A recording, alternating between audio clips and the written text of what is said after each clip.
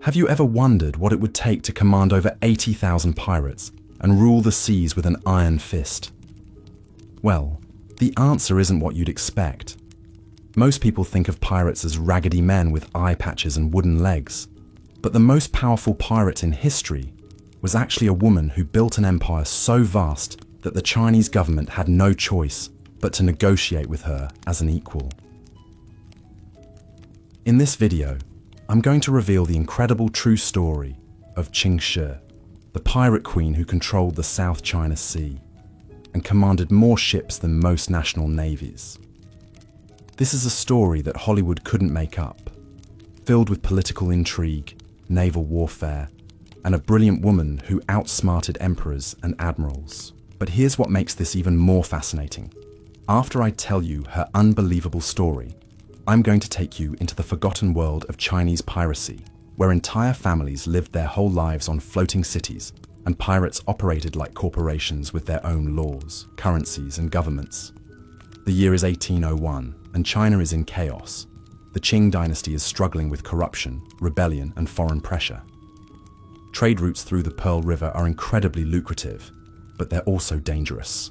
Pirates have been operating in these waters for centuries, but they've always been fractured, fighting each other as much as they fight the Imperial Navy. That's about to change forever. Our story begins not with Ching Shih herself, but with her husband, Ching Shih. Now, Ching Shih wasn't just any pirate captain. He was born into one of the most powerful pirate families in southern China, a family that had been raiding these waters for generations. But Ching Shih had a vision that no pirate leader before him had ever imagined. He wanted to unite all the pirate gangs under one massive confederation. Think about how difficult this would be. These weren't just business competitors. These were blood enemies who had been killing each other for decades. Each group had their own territory, their own customs, their own reasons for hating the others. But Ching Shih was a master politician. Through a combination of strategic marriages, military victories, and pure charisma, he managed to bring together the major pirate factions into what became known as the Confederation of the Coast. By 1805, this confederation controlled over 300 junks and commanded nearly 20,000 pirates. They had their own admirals, their own territory, and their own laws. The imperial government was terrified because suddenly, instead of dealing with dozens of small pirate bands, they were facing what amounted to a floating nation with its own navy. But here's where the story takes an unexpected turn. In 1807, Ching Shih suddenly dies. Now, in most pirate organizations, this would mean civil war. The Confederation would fragment back into competing factions, and everything Ching Shih had built would collapse. The vultures were already circling. Rival captains started making their moves, positioning themselves to grab pieces of the empire. But they hadn't counted on Ching Shih's widow. Now, we don't know a lot about Ching Shih's early life, and that's actually pretty typical for women in this period. What we do know is that she was likely born around 1775, possibly worked as a courtesan, and was incredibly intelligent. Some sources suggest she was captured by pirates and married Ching Shih, while others claim she chose to marry him for political reasons. What matters is what happened next. When Ching Shih died, Ching Shih moved faster than anyone expected. She immediately claimed guardianship over her stepson, Ching Shih's heir, and positioned herself as regent of the Confederation. But this wasn't just a ceremonial role. She was making it clear that she intended to rule. The other pirate captains probably thought this was temporary. They figured they'd humor the widow for a few weeks while they sorted out the real succession. They had no idea what they were dealing with. Within months, Ching Shih had outmaneuvered every rival claimant. She formed strategic alliances with key captains, eliminated threats through a combination of diplomacy and violence, and most importantly, she proved that she could lead. The Confederation didn't just survive under her leadership, it thrived. By 1809, just 2 years after her husband's death, Ching Shih commanded over 1,800 vessels and between 70 and 80,000 pirates. Let me put that in perspective for you. The entire British Royal Navy at this time had around 600 ships. The United States Navy had maybe 40 vessels. This woman controlled a fleet that dwarfed most national navies. But raw numbers don't tell the whole story. What made Ching Shih truly remarkable was how she organized this massive confederation. She didn't just rule through fear or charisma. She created a sophisticated governmental system that would have impressed political theorists. The confederation was organized into 6 main fleets, each identified by colored flags. The Black Flag Fleet was the largest and most powerful, commanded by Ching Shih's ally and eventual second husband, Zhang Yi. The Red Flag Fleet controlled the Pearl River approaches. The yellow, blue, white, and green flag fleets each had their own territories and specialties. Each fleet operated semi-independently, but they all answered to Ching Shih's central authority. She created a complex system of laws that governed everything from the treatment of captives to the distribution of loot. Pirates who raped captives without permission faced execution. Deserters were hunted down and killed. But pirates who followed the rules were rewarded with shares of the profits and protection from imperial forces. This wasn't just a criminal organization, it was a functioning government. The Confederation issued safe passage documents to merchant ships willing to pay taxes. They maintained diplomatic relations with Portuguese authorities in Macau. They even had their own currency and banking system. The imperial government was completely overwhelmed. Their navy was no match for Ching Shih's forces, and traditional military tactics were useless against an enemy that could disappear into the countless islands and channels of the Pearl River Delta. The pirates controlled all the major waterways, which meant they controlled trade. And trade was the lifeblood of the Chinese economy. By 1810, the situation had become desperate for the imperial government. Ching Shih's forces were essentially blockading Canton, one of China's most important ports. Merchant ships couldn't move without paying tribute to the pirates. The Imperial Navy was afraid to leave port. Local officials were secretly negotiating with pirate captains because they had no other choice. But Ching Shih wasn't content to just collect tribute and raid merchant ships. She had bigger ambitions. She wanted legitimacy. She wanted recognition. She wanted to transform her confederation from a criminal enterprise into something that could negotiate with the imperial government as an equal. This is where her political genius really shines through. Instead of continuing to fight an unwinnable war against the imperial forces, she began sending diplomatic messages to Beijing. She positioned herself not as a rebel or a criminal, but as the leader of a maritime confederation that was willing to discuss terms. The imperial government was caught completely off guard by this approach.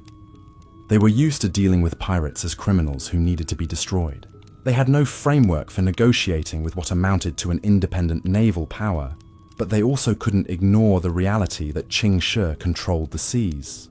What happened next was one of the most remarkable diplomatic achievements in Chinese history. Over the course of several months in 1810 and 1811, Ching Shih negotiated directly with imperial representatives. She wasn't asking for mercy or amnesty. She was demanding recognition and favorable terms for her people. The final agreement was extraordinary. Ching Shih would surrender most of her fleet to the imperial government, but her captains and crews would be incorporated into the imperial navy with their ranks intact. She personally would retain command of over 200 ships and nearly 20,000 followers. The imperial government would pay her confederation salaries and provide official positions for her officers. Think about what this means. The Chinese government essentially hired the pirates and put them in charge of naval security. Ching Shih had transformed her criminal enterprise into a legitimate military force and secured official recognition for herself and her people. But the most remarkable part of the agreement was what Ching Shih personally received. She was granted the title of Imperial Admiral and given control of a significant portion of the imperial fleet. She went from being an outlaw to being one of the most powerful naval commanders in the Chinese Empire. After the agreement was signed, Ching Shih largely disappeared from historical records, which is typical for women of this period. Some sources suggest she returned to Canton and operated a gambling house and brothel. Others claim she remained involved in maritime trade and politics.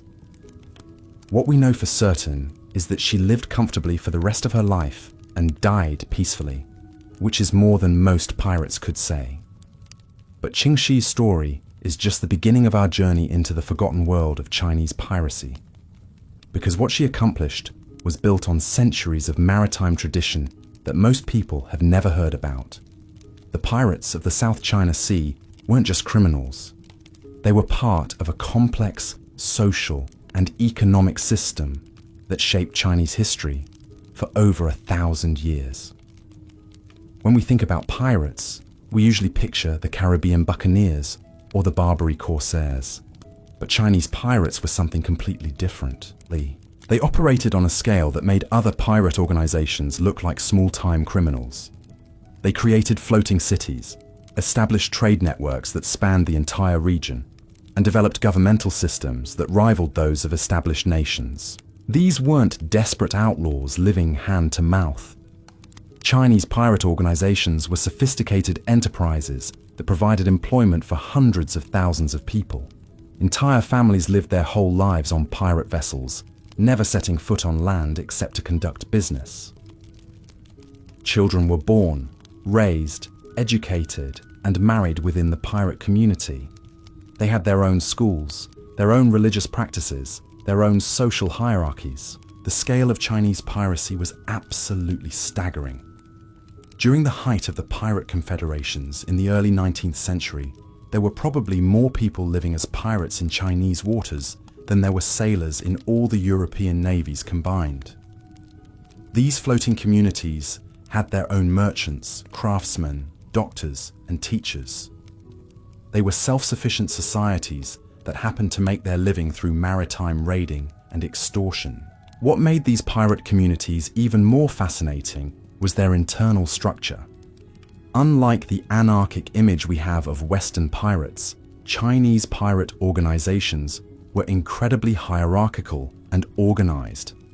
They had complex ranking systems that determined everything from your share of the loot to where you could sleep on the ship. New recruits started at the bottom and could work their way up through demonstrated loyalty and skill. The captains weren't just military leaders. They were administrators, judges, and diplomats. They settled disputes between crew members, negotiated with merchants and officials, and made strategic decisions that affected thousands of people. Many of them were highly educated and came from respectable families that had fallen on hard times due to war or economic upheaval. But here's what really sets Chinese pirates apart from every other maritime criminal organization in history. They developed their own legal systems. Ching Shih's code wasn't unique. It was actually based on centuries of pirate tradition. These laws covered everything you can imagine. How to divide captured goods, rules for treatment of prisoners, regulations for marriage and divorce within the pirate community, procedures for settling debts, and even environmental protections to ensure fishing grounds weren't over-harvested. Some of these laws were surprisingly progressive. Women in pirate communities often had more rights and freedoms than their counterparts on land. They could own property, engage in business, and even command vessels. Female pirates weren't just Ching Shih. There were dozens of documented cases of women who rose to positions of authority within pirate organizations. The economic impact of Chinese piracy was enormous. By the early 1800s, pirates controlled most of the maritime trade routes in southern China. They weren't just stealing from merchants, they were essentially operating a parallel government that collected taxes, issued permits, and provided security services. Merchants who paid the required tribute could travel safely under pirate protection. Those who refused faced capture or destruction. This created a strange situation where pirates were simultaneously the biggest threat to trade and the most reliable protectors of commerce. The Imperial Navy was corrupt and ineffective, but pirate escorts were professional and dependable. Many merchants preferred dealing with pirates because they were more honest and efficient than government officials. The pirates also served as informal banks and insurance companies. They would advance money to merchants for cargo purchases, provide loans for ship repairs, and even offer insurance policies that guaranteed safe passage. These financial services were often more reliable than anything available through official channels. But perhaps the most remarkable aspect of Chinese pirate society was how they handled technology and innovation. These communities were constantly adapting new weapons, ship designs, and navigation techniques. They were among the first to adopt Western firearms and sailing technology, often decades before the Imperial Navy caught up. Pirate shipyards were centers of innovation where Chinese and European techniques were combined to create vessels perfectly suited for their needs. They built ships that were faster than imperial warships, but could carry more cargo than merchant vessels. Some pirate junks were floating fortresses armed with dozens of cannons, while others were sleek raiders that could outrun anything the government could send after them. The intelligence networks these pirates maintained were also extraordinary. They had informants in every major port, contacts within government offices, and spies among merchant communities. They knew about imperial naval movements, sometimes before the admirals did. This information advantage was crucial to their survival and success. Living conditions aboard pirate vessels were actually better than you might expect. While space was limited, the ships were organized communities where everyone had a role and a place. Families lived together in small compartments, and children played on decks while their parents worked. Meals were communal affairs where news was shared and decisions were debated. Education was taken seriously in pirate communities.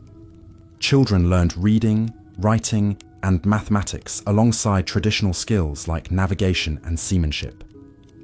Many pirates were literate, which was unusual for working-class people of this era. They needed these skills to maintain records, write contracts, and communicate with other organizations. Religious life was also important to Chinese pirates. Most vessels had shrines where crews would pray for safe voyages and good fortune. They celebrated traditional festivals and observed ancestral rites. Despite their criminal activities, these communities maintained strong cultural connections to Chinese traditions. The medical care available in pirate communities was often superior to what existed on land. Ship doctors were highly valued and well compensated because keeping the crew healthy was essential for survival. They developed expertise in treating wounds, diseases, and injuries that were common in maritime life. Women played crucial roles beyond just fighting and commanding. They managed finances, organized supplies, negotiated with captives, and maintained the social fabric of the community. Many pirate organizations couldn't have functioned without the administrative and diplomatic skills that women provided. The decline of Chinese piracy didn't happen overnight. After Ching Shih's successful negotiation with the imperial government, many other pirate leaders tried to follow her example. Some succeeded in obtaining amnesty and official positions, while others were hunted down and destroyed. The arrival of European naval power in the region also changed everything. Western warships with superior firepower and technology gradually shifted the balance of power. The British and other European nations had their own imperial ambitions in China, and they weren't willing to tolerate independent pirate confederations that interfered with their plans. But the final blow to traditional Chinese piracy came from modernization itself. Steam-powered vessels, improved communications, and more effective government administration made it increasingly difficult for pirates to operate. The old system of floating communities and maritime independence couldn't survive in a world of telegraphs, steamships, and professional navies. By the middle of the 19th century, the great age of Chinese piracy was coming to an end. Some former pirates became legitimate merchants or joined government service. Others moved to new frontiers in Southeast Asia, where opportunities still existed. A few tried to maintain the old ways, but they were gradually eliminated by more powerful forces. Today, most people have never heard of Ching Shih, or the incredible civilization that Chinese pirates created. Their story has been overshadowed by more famous pirates from other parts of the world, but their achievements were far more impressive than anything accomplished by Blackbeard, Captain Kidd, or any of the Caribbean buccaneers we celebrate in popular culture. These weren't just criminals who happened to operate ships. They were builders of communities, creators of governments, and pioneers of maritime commerce. They developed legal systems, financial institutions, and social structures that influenced Chinese society for generations. Their impact on trade, politics, and culture was profound and lasting. The legacy of Chinese piracy can still be seen today in the maritime traditions of southern China. Many fishing communities trace their origins back to pirate families. Business practices and social customs that developed in pirate communities influenced the development of Hong Kong and other trading centers. Understanding this history changes how we think about piracy, maritime law, and the development of modern China. It shows us that the line between criminal and legitimate was often blurred, and that some of history's most successful organizations operated outside traditional legal frameworks. Ching Shih's story reminds us that power and influence aren't always inherited or granted by established authorities. Sometimes they're seized by individuals with the vision and determination to create something entirely new. She didn't just break the rules, she rewrote them completely, and in doing so, she changed the course of Chinese history. But there's still more to this incredible story that most people never hear about. The day-to-day reality of life in these pirate communities was unlike anything that existed anywhere else in the world.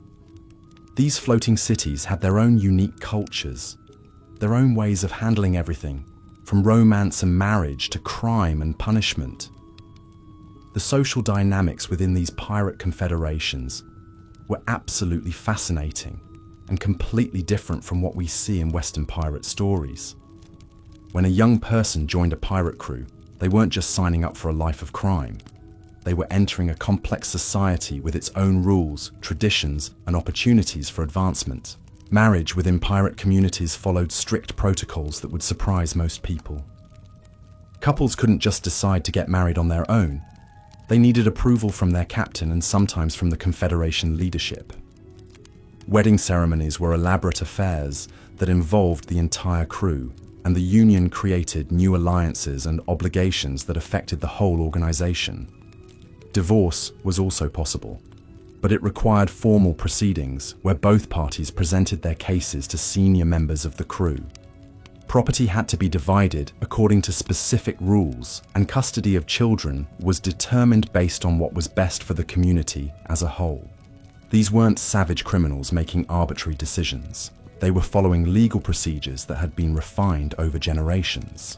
The role of children in these communities was particularly unique. Kids weren't just passengers or burdens. They were the future of the organization. From a very young age, they were taught the skills they'd need to survive and thrive in pirate society. Boys learned seamanship, combat, and navigation, while girls learned administration, negotiation, and the complex social skills needed to manage relationships between different crews and factions. But here's what's really interesting. Education wasn't segregated by gender the way it was on land. Girls could learn combat skills if they showed aptitude, and boys could study administration and diplomacy. The pirates needed capable people in every role, and they couldn't afford to waste talent based on traditional gender expectations. Punishment for crimes within pirate communities was swift but fair. Minor infractions like gambling disputes or arguments over food were handled by crew leaders. More serious crimes like theft from fellow pirates or cowardice in battle were judged by councils of senior members. The worst offences, betraying the Confederation or harming fellow pirates without cause, were punishable by death or abandonment. What made their justice system remarkable was its consistency. Unlike the arbitrary punishment that was common in imperial China, pirate justice followed established procedures. Accused individuals could present witnesses, argue their case, and even appeal decisions to higher authorities. This wasn't mob rule, it was organized law enforcement. The economic system within these floating communities was incredibly sophisticated. Every member of a crew received shares based on their rank and contribution. New recruits got the smallest portions, while experienced fighters and specialists received larger amounts. Captains and officers took the biggest shares, but they also had the greatest responsibilities and risks. But the pirates didn't just divide up stolen goods, they invested in their future. Successful crews would use their profits to buy better weapons, improve their ships, and recruit new members. They maintained repair facilities, purchased supplies in advance, and even set aside funds for the families of members who were killed or injured. Trade relationships with legitimate merchants were complex and often mutually beneficial. Pirates provided security services, market information, and access to goods that were difficult to obtain through official channels. Merchants gained protection from other criminals and often paid lower total costs than they would have faced dealing with corrupt government officials. These business relationships weren't based on simple extortion. Pirates had to maintain their reputation for reliability and fairness, or merchants would find other ways to transport their goods. The most successful pirate organizations were those that provided genuine value to their clients, not just protection from themselves. The intelligence gathering capabilities of these confederations were absolutely extraordinary. They maintained networks of informants throughout southern China that rivaled anything the imperial government possessed. Tavern keepers, dock workers, government clerks, and merchant sailors all provided information in exchange for payment or protection. This intelligence wasn't just used for planning raids. Pirates tracked weather patterns, monitored political developments, followed trade routes, and even kept tabs on the personal lives of important officials. They knew which magistrates could be bribed, which naval commanders were competent, and which merchants were worth targeting. Communication between different pirate vessels and bases relied on an elaborate system of signals, codes, and messengers. Ships could communicate across vast distances using flags, lights, and smoke signals that conveyed complex information about threats, opportunities, and strategic plans. Trusted messengers carried detailed written instructions between commanders, often using coded language that would be meaningless to outsiders. The medical knowledge within pirate communities was remarkably advanced. Ship doctors had to deal with everything from combat wounds to tropical diseases, to the psychological stress of life at sea. They developed treatments and surgical techniques that were often superior to what was available in major cities. These medical practitioners also served as pharmacists, dentists, and sometimes even veterinarians for the animals that lived aboard the ships. They maintained detailed records of treatments and outcomes, constantly improving their methods based on experience and observation. Mental health was also taken seriously within pirate communities. Life at sea was stressful and dangerous, and crews that couldn't maintain morale and cohesion were doomed to failure. Experienced captains knew how to recognize signs of psychological breakdown and had strategies for dealing with everything from homesickness to combat trauma. Entertainment and recreation played crucial roles in maintaining crew morale. Pirates organized gambling games, storytelling competitions, music performances, and athletic contests. These activities weren't just diversions. They were essential for building bonds between crew members and maintaining the social fabric of the community. Religious and spiritual practices varied widely between different crews and regions. Some pirates maintained traditional Chinese religious observances, while others adopted beliefs from the many cultures they encountered in their travels. Most vessels had some form of shrine or sacred space where crew members could pray, meditate, or seek guidance from ancestors or deities. The role of women in these communities extended far beyond what most people imagine. Female pirates weren't just exceptions or curiosities. They were integral parts of the organization. Some commanded their own vessels, others served as administrators or diplomats, and many ran the complex logistics operations that kept the confederations functioning. Women also served as cultural bridges between different groups within the pirate community. They often spoke multiple languages, understood various customs, and could negotiate with people from different backgrounds.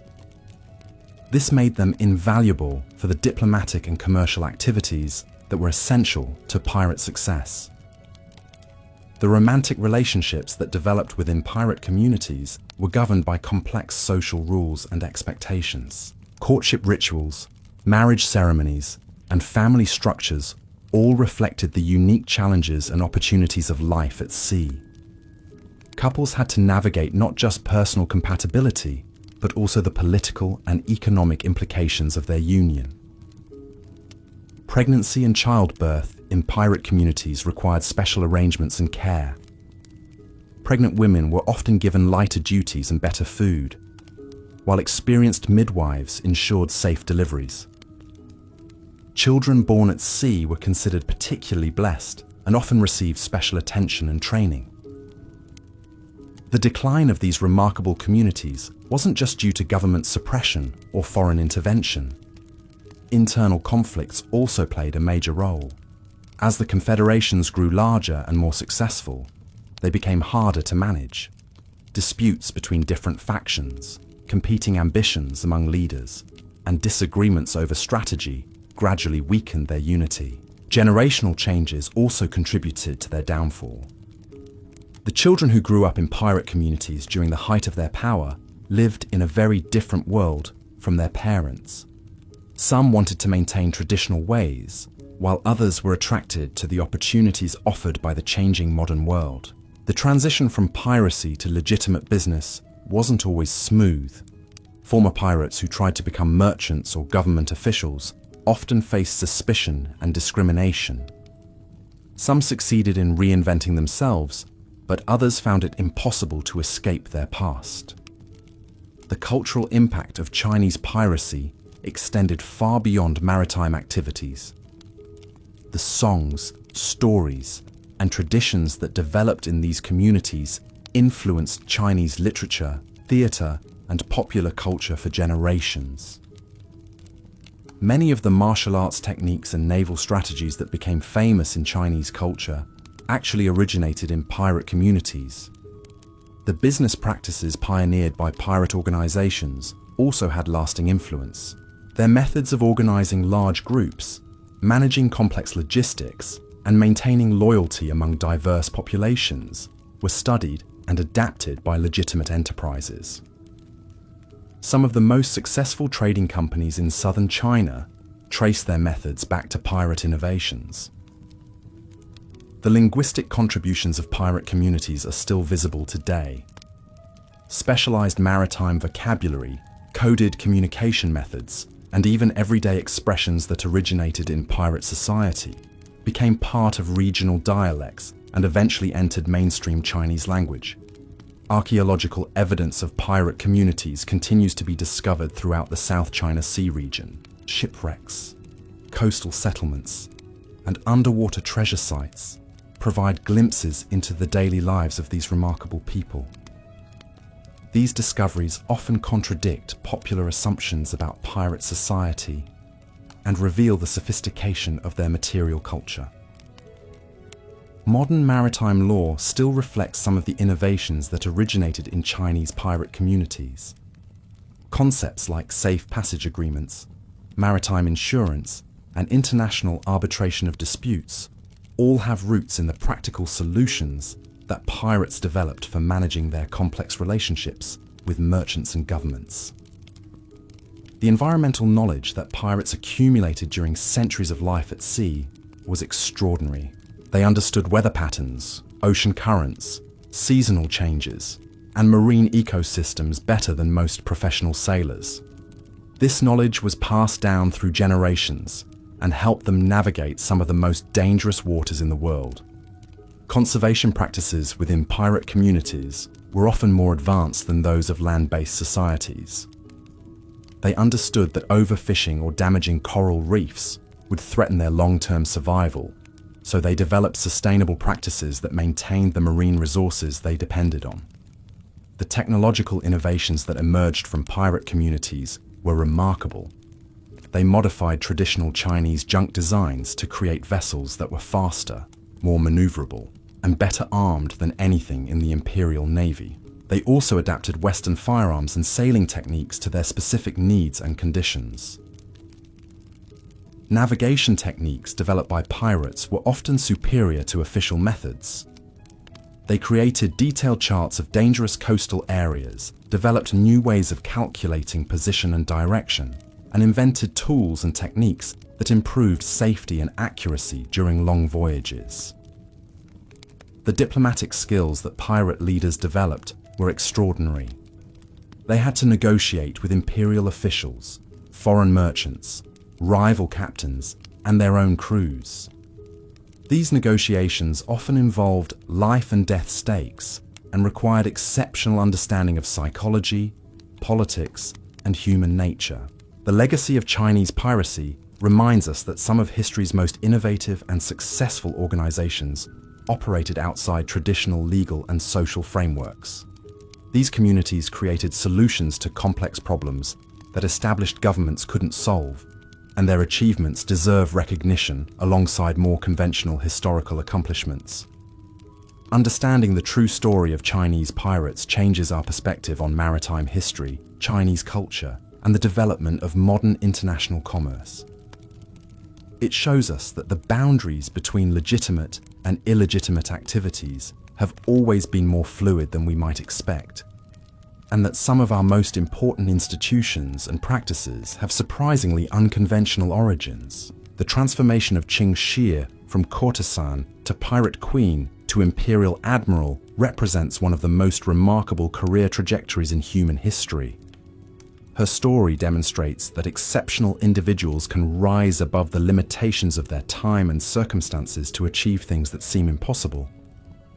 But her success wasn't just about personal ambition or individual brilliance. She succeeded because she understood how to work within and transform existing systems. She didn't just break rules, she created new ones that worked better than what had existed before. The pirate confederation that she led represented a form of government that was more effective, more fair, and more responsive to its citizens than most legitimate states of the time. This wasn't accidental. It was the result of centuries of evolution and refinement within pirate society. The fact that the Chinese imperial government ultimately chose to negotiate with and incorporate the pirate confederation rather than destroy it speaks to the practical value of what these communities had created. They weren't just criminals who needed to be eliminated. They were a functioning society that had something valuable to offer. The peaceful resolution of the pirate wars through negotiation rather than violence was itself a remarkable achievement. It demonstrated that even the most serious conflicts can sometimes be resolved through diplomacy and compromise, when both sides are willing to recognize each other's legitimate interests. The story of how Ching Shih maintained control over such a massive organization reveals just how sophisticated her leadership really was. Remember, we're talking about managing 80,000 people, spread across hundreds of ships operating in dangerous waters. This wasn't like running a modern corporation where you can send emails and hold video conferences. Every decision had to be communicated through a complex network of trusted messengers and subordinate commanders. What made her system work was the brilliant way she balanced centralized authority with local autonomy. Each fleet commander had the freedom to make tactical decisions and handle day-to-day operations, but they all understood that major strategic choices came from her. She created a command structure that was flexible enough to respond quickly to changing conditions, but unified enough to coordinate massive operations across the entire South China Sea. The loyalty she inspired wasn't based on fear alone, though she certainly wasn't afraid to use violence when necessary. Instead, she built her authority on a foundation of competence, fairness, and shared prosperity. Pirates who served her well were rewarded generously. Those who proved themselves capable were promoted to positions of greater responsibility and higher pay. She understood that people will follow a leader who makes their lives better, not just one who threatens to make their lives worse. Her personal relationships within the Confederation were carefully managed political alliances. When she married Zhang Yi, the commander of the Black Flag Fleet, it wasn't just a romantic decision. It was a strategic move that strengthened her position and eliminated a potential rival. The marriage unified the two most powerful factions within the Confederation and made her authority virtually unshakable. But perhaps the most impressive aspect of Ching Shih's leadership was how she handled external relations. She wasn't content to just fight everyone who opposed her.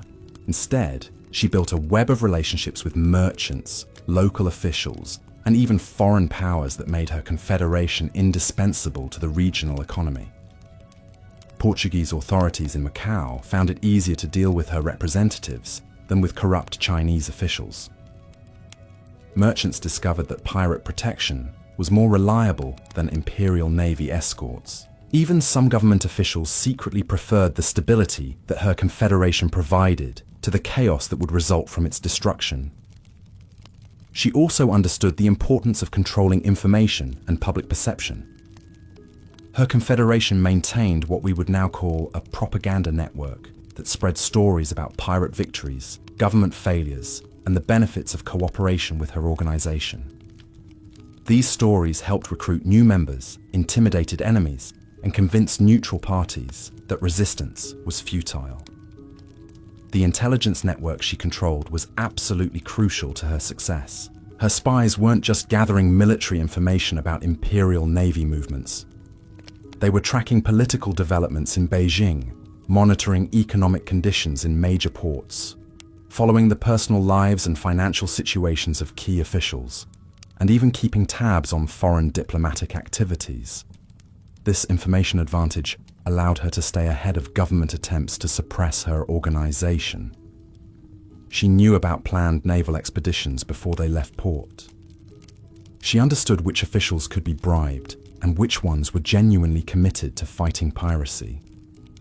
She could predict economic trends that would affect trade routes and adjust her strategy accordingly.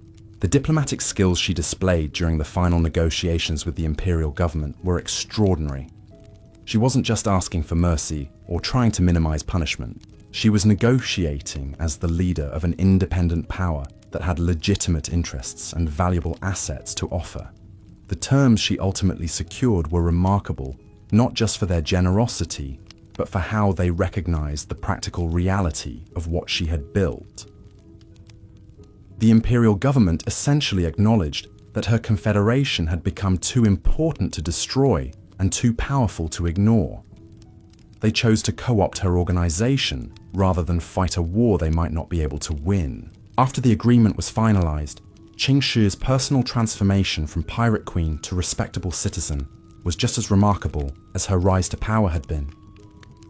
She understood that the age of independent pirate confederations was ending, and she successfully reinvented herself for a new era.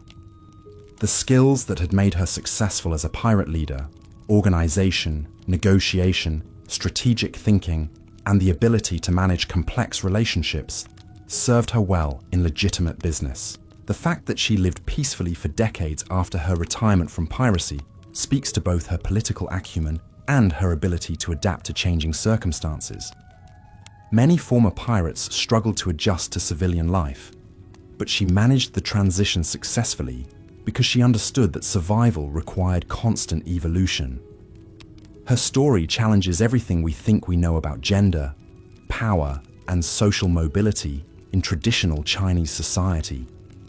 Here was a woman who rose from humble origins to command more military force than most emperors, negotiated with the imperial government as an equal, and then successfully transitioned to a comfortable civilian life. This wasn't supposed to be possible in early 19th century China, but she made it happen anyway. But Ching Shih's individual achievement, remarkable as it was, represents just the tip of the iceberg when it comes to the forgotten world of Chinese piracy. The civilization that produced her was unlike anything that existed anywhere else in the world. and understanding it requires us to completely rethink what we know about maritime history. The origins of Chinese piracy stretch back over 1,000 years, rooted in the unique geography and political conditions of southern China. The Pearl River Delta, with its countless islands, hidden channels and maze-like waterways, was perfect pirate territory. Imperial authorities could never effectively patrol such a complex environment, while local knowledge of currents, tides, and secret passages gave pirates enormous advantages. But geography alone doesn't explain the scale and sophistication of Chinese pirate society. What made it unique was how it evolved from a collection of individual criminals into a parallel civilization with its own institutions, traditions, and ways of life. The earliest Chinese pirates were often fishermen or traders who turned to raiding during times of economic hardship or political instability. Coastal communities that couldn't make a living through legitimate means would sometimes collectively decide to take up piracy as a survival strategy. Entire villages would abandon their homes and take to the seas, bringing their families, their skills, and their social structures with them. Over time, these refugee communities developed into something entirely new. They created floating societies that were completely independent of land-based authority. Children were born and raised on ships, never knowing any life except the maritime world. They developed their own customs, their own values, and their own ways of organizing society that were perfectly adapted to life at sea. The ships themselves were marvels of engineering and social organization. A large pirate junk wasn't just a vessel, it was a floating village that might house 50 or more people, representing multiple generations of the same family. These ships had workshops, schools, temples, and even small gardens where crews grew vegetables and herbs. The social hierarchy aboard these vessels was complex and carefully maintained. The captain and his immediate family occupied the best quarters, while new recruits slept in cramped spaces near the bottom of the ship. But this wasn't a rigid caste system.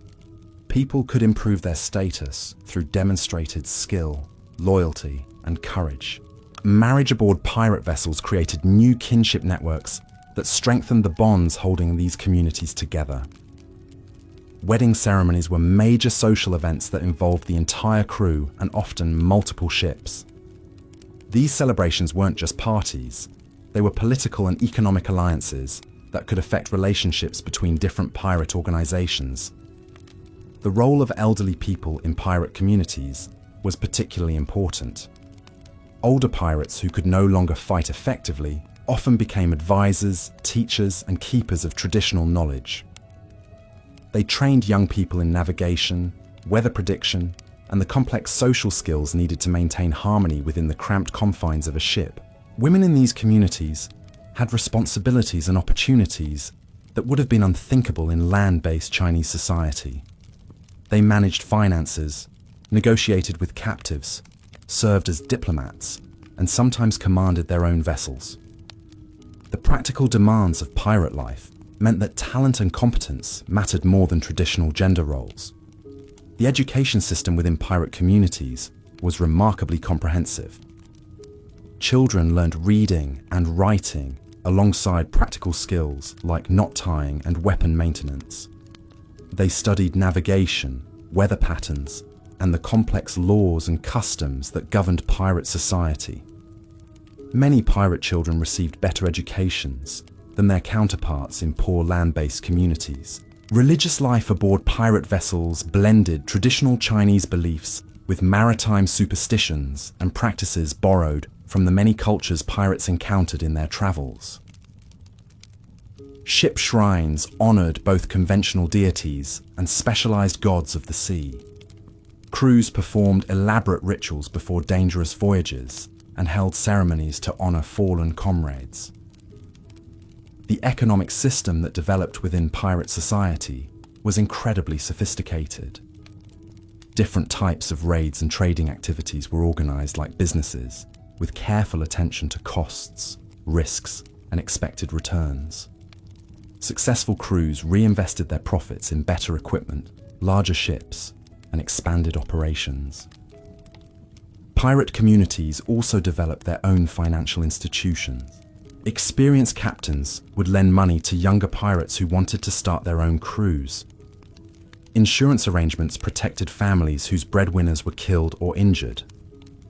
Complex partnerships allowed multiple crews to share the costs and risks of major operations. The legal system that governed these communities was based on centuries of maritime tradition and practical experience. Pirate law covered everything from property rights to family disputes to criminal punishment. Trials were conducted according to established procedures, with witnesses, evidence, and formal appeals processes. What made pirate justice particularly interesting was how it balanced individual rights with community needs. Personal freedom was valued, but not at the expense of group survival. The harsh realities of life at sea meant that some behaviors that might be tolerated on land could be fatal when practiced aboard a ship. The punishment for serious crimes was often severe, but it was also predictable and fair.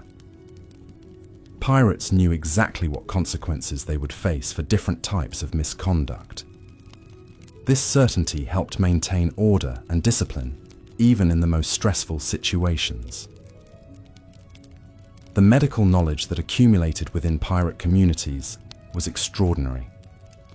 Ship doctors had to deal with everything from combat wounds to tropical diseases to nutritional deficiencies.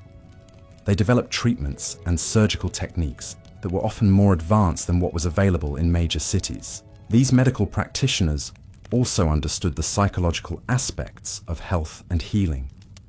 They knew how to maintain morale during long voyages, how to help people cope with the stress of combat, and how to manage the interpersonal conflicts that could tear a crew apart. The technological innovations that emerged from pirate communities were remarkable. Pirates were constantly adapting and improving their equipment to meet the unique challenges of their lifestyle.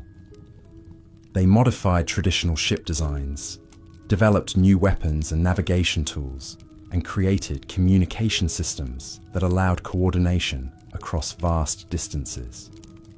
Pirate shipbuilders were among the most skilled craftsmen in China.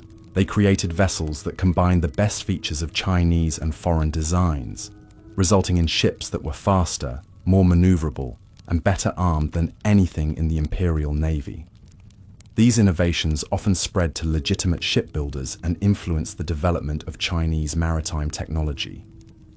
The intelligence networks maintained by pirate communities were absolutely crucial to their survival. Information about weather patterns, naval movements, trade routes, and political developments could mean the difference between success and disaster. Pirates developed sophisticated methods for gathering, analyzing, and sharing intelligence that rivaled anything available to government agencies. Communication between different pirate groups relied on complex systems of signals, codes, and trusted messengers. Ships could coordinate their activities across hundreds of miles of ocean using methods that were both secure and reliable. These communication networks were essential for organizing large-scale operations and maintaining unity within the pirate confederations. The cultural contributions of pirate communities extended far beyond their immediate maritime activities. The songs, stories, and artistic traditions that developed aboard pirate ships influenced Chinese popular culture for generations. Many of the martial arts techniques and combat strategies that became famous in Chinese culture actually originated in pirate communities. The languages spoken within pirate communities were unique blends of different Chinese dialects, mixed with words borrowed from all the cultures they encountered in their travels. These maritime languages served as lingua francas that allowed pirates from different regions and backgrounds to communicate effectively.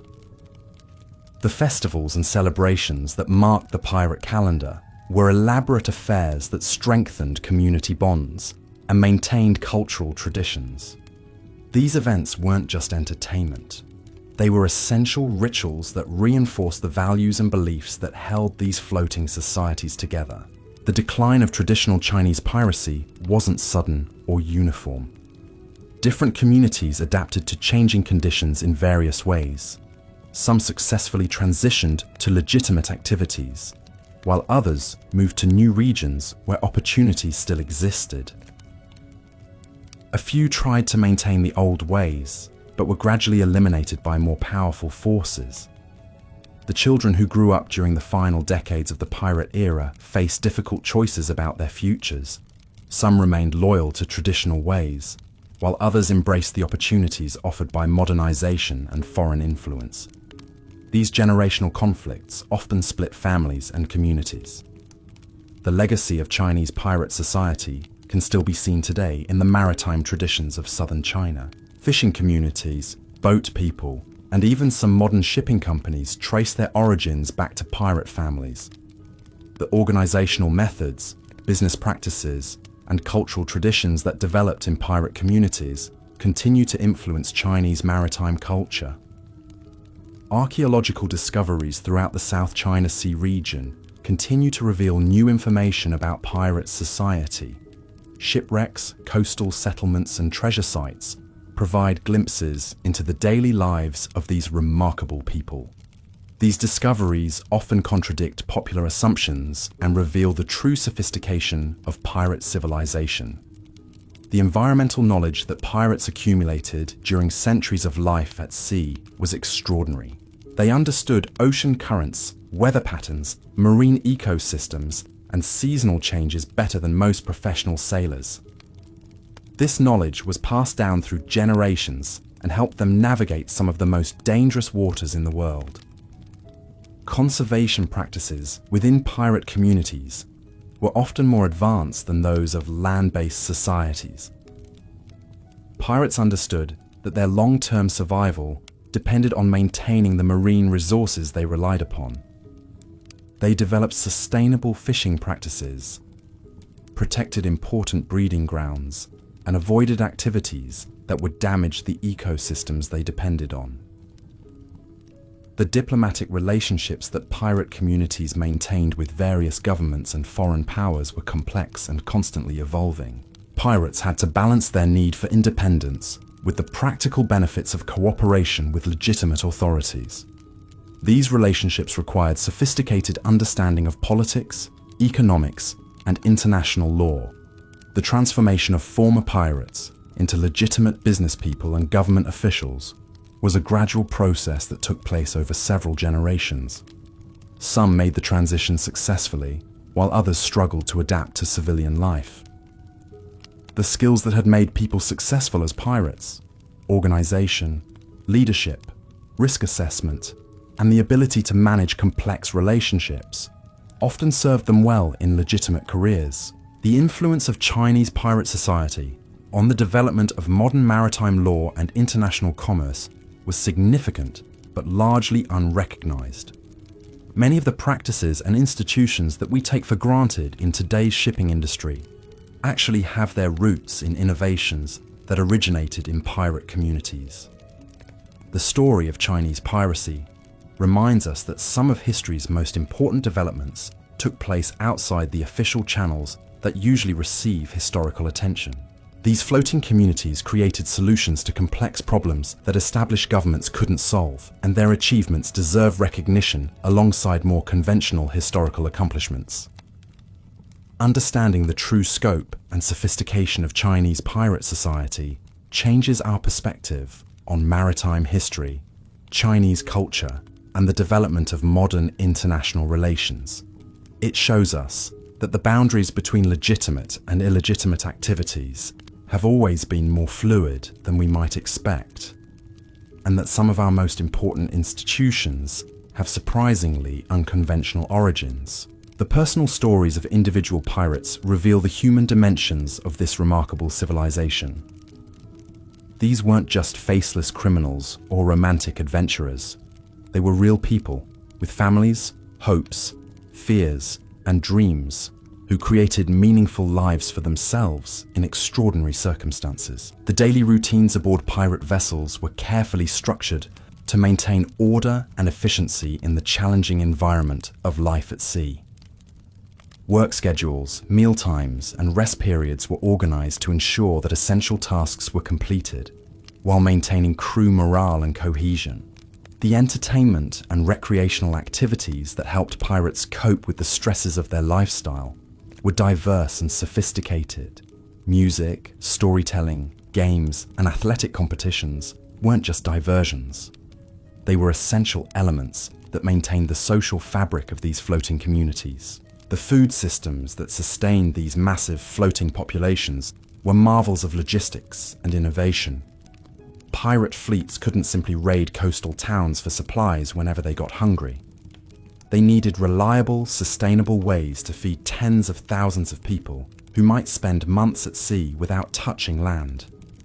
What they created was essentially a floating agricultural and distribution network that operated across thousands of square miles of ocean. Large pirate vessels maintained their own livestock. Chickens, pigs, and sometimes even cattle lived aboard the ships, providing fresh meat, eggs, and milk. These animals weren't just cargo. They were integral members of the crew whose care required specialized knowledge and daily attention. Experienced pirates knew exactly how many chickens could survive in the confined space of a ship's hold, how to keep pigs healthy during rough weather, and how to preserve fresh milk without refrigeration. But the most impressive aspect of pirate food systems was their aquaculture operations. Pirate communities